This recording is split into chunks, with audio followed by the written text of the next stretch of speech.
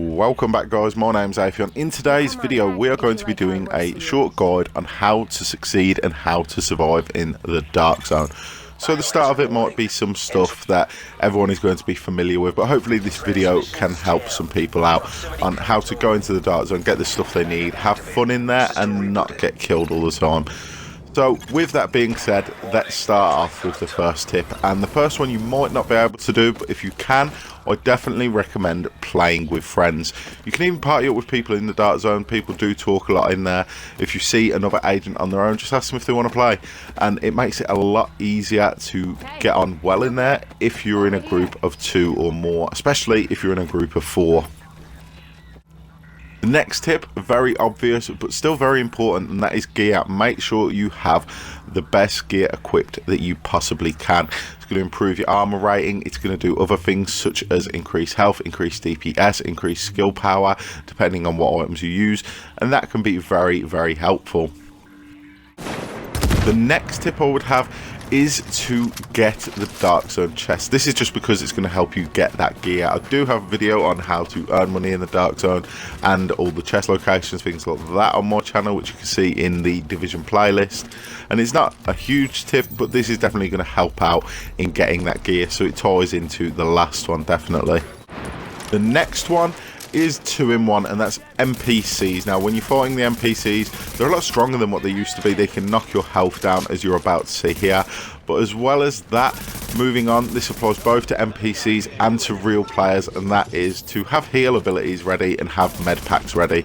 So as you can see there, they do take down a lot of my health, but with a med pack you can get it straight back up quickly.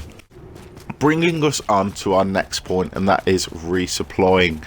Now in the closed beta, a lot of the time I'll just run out of ammo, but I'm making sure now that if we're near a safe room, a checkpoint, just head in there. It takes no time at all, as you're seeing there in this short clip. We're running there, we're going in, and we're going to get back all our med kits, some frag grenades, and refill all our weapon ammos. So a very useful thing there, and I recommend anyone playing definitely does this. Now when it comes to fighting other players in the dark zone, I definitely think if you are trying to get on, then killing rogues rather than going rogue yourself is the best way to go. You're not going to risk as much XP loss, money loss, losing keys, things like that, and other players may come along and help you out as well. And other than that, if you are confident to go rogue and you think that's going to help you get on, then please go ahead and do that. But when fighting rogues, you can get quite lucky. Look, I do here, they're not paying attention to me, they're fighting someone across the street, and that's when you can take the opportunity to get into those angles where they're not sure you're there, where they're in cover from someone else but not in cover from you. One thing to bear in mind is that people are not trustworthy. They see me and a friend here, they know they're in a fort, so they try to take on the fight. That's something you got to watch out for. There's quite a lot of tells people have. They'll be watching you for a start, aiming down sight. Things like that will always give people away, so when someone is doing that, just keep an eye on them and be ready to move, get into cover and try win the fight that way.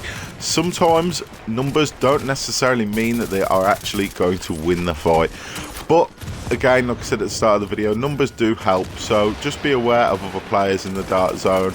And again, the point of people being rogue, if you can hold them off, someone else is probably going to come along and help you out. Hopefully you guys have enjoyed this video. Hopefully a few of you find the few tips here useful, and hopefully you guys are enjoying your time in the division. If you have enjoyed the video, a like rating is always appreciated. If you would like to see more division videos, don't forget to subscribe. As always, I'll thank you guys for watching, and I'll see you tomorrow with a brand new video.